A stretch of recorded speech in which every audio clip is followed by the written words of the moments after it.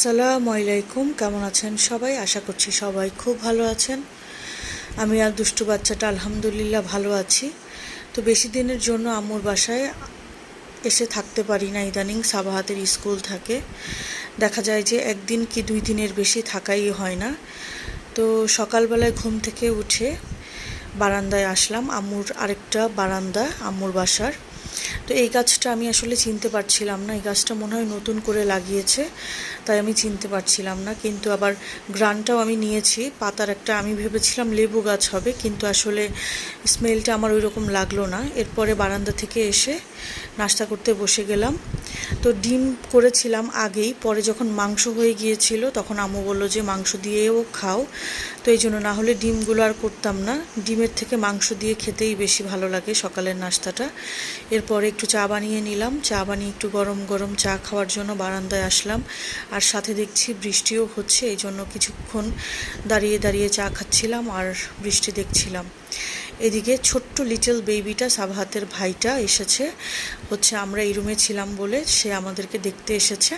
আর এই যে দেখেন কি শুকনা, একদমই শুকনা একটা বেবি। আমাদের বাসার 4জনই খুবই শুকনা, ছোটোবেলায় শুকনা থাকে। সাবাহাত তো তাও এখন মাশাল্লাহ একদম ফিট বডি হয়েছে, সে খুব বেশি শুকনাও না আর খুব বেশিও যে মোটা এমন না। সে খাওয়া দাওয়াও একদমও বেশি করে না সাবাহাত বাচ্চাটা। আর তার ভাই বোনগুলাও সেম হয়েছে, বোন তো নাই তার তিনোটাই হচ্ছে ভাই। তো তাদের সাথে একটু সময় কাটিয়ে আবার একটু চা খেয়ে নিচ্ছিলাম। সেদিন শরীরটা, মাথাটা একদম ধরেছিল, শরীরটাও ভালো লাগছিল না। এরপরে ছোট্ট লিটল বেবিটার রুমে আসলাম, তার মাম্মি একটু রান্নাঘরে গিয়েছে। আর এই দুষ্টু বাচ্চাটা পাউডার দেখে, ছোট্ট বেবিটার গোসলের পরে পাউডার দিয়েছিল। আর সে, আমার বাচ্চাটা দেখে দুষ্টু সাবাহারটাও বলছে আমিও একটু পাউডার দিব। তো আমি বললাম তুই এগুলো কী হচ্ছিস? তারপরে সে কোনো একটা নাম বলেছে, তো সেটা আর আমার মনে পড়ছে না। তারপরে দুপুরে খেতে বসে গেলাম। আম্মু ইলিশ মাছ করেছিল। ইলিশ মাছটা অনেক দিন পরে অনেক মজা লেগেছে, আসলে মায়ের হাতের রান্না তো। তারপরে লাউ চিংড়ি ছিল, সাথে গরুর মাংস ছিল। আর একটা ব্যাপার দেখেন, গতকালকেও দেখিয়েছিলাম একটা এলাচ যদি থাকে সেটা আমার পাতেই আসবে। তো এই যে আজকেও সেম কাহিনী হয়েছে।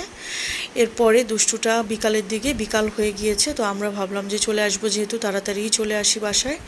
দুষ্টু বাচ্চাটাকে পেছনে ব্যাক করে দিয়ে বললাম চলো, কিন্তু সে আসবেই না কোনোভাবে। তার অনেক মন খারাপ, আমাকে অনুনয় বিনয় করছে, আরেকদিন মম্মি আমের বাসায় থাকি, আরেকটা দিন থাকি, এরপরে আমি চলেই যাব। তো যাই হোক, তার এটা দেখে, এরকম দেখে আমার খুব কষ্ট হয়, প্রত্যেকবার সে বলে আর আমার অনেক কষ্ট হয়। তো আম্মু বট রান্না করে দিয়েছিল, গরুর মাংস রান্না করে দিয়েছিল, আর কিছু ফ্রিজ আপ করা মাছ দিয়েছে, আর সাথে বাদাম, কাঁঠালের বিচি এগুলোও দিয়েছে। দুষ্টু বাচ্চাটা হঠাৎ করে বলল মামা আমার ক্ষুধা পেয়েছে। যেহেতু 2 দিন বাসায় ছিলাম না, তো তাকে কি দিব? সে বলল চিপস খাবে। তো আমি একটু চা খেয়ে নিলাম। এরপরে সে আবার বলল তার খিদা লেগেছে। তারপরে বললাম যে আচ্ছা ঠিক আছে, নিচের গার্ডকে দিয়ে তোমার জন্য কিছু একটা আনিয়ে নিচ্ছি। তারপরে সে বলল যে সে বার্গার খাবে। তো আমার জন্য মিনি এটা মোগলাই, আর সাবাহাতের জন্য একটা বার্গার, সাথে একটু জিলাপিও নিয়ে আসলাম। তো আজকের ভিডিও এ পর্যন্ত ছিল। সবাই ভালো থাকবেন, আল্লাহ হাফেজ।